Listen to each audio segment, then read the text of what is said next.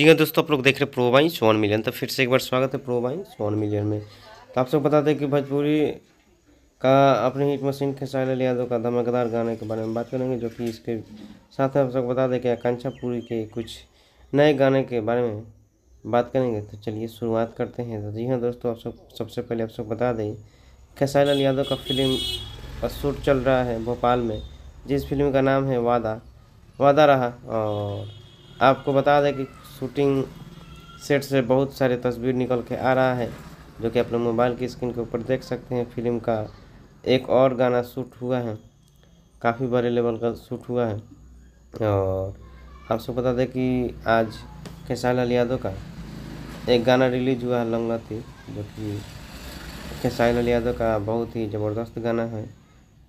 बोल है लंगलतिया और फिल्म रिश्ते का है गाना, जो कि आप लोग नहीं देखें तो जाकर देख सकते हैं। तब तक के लिए जय हिंद, जय भोजपुरी।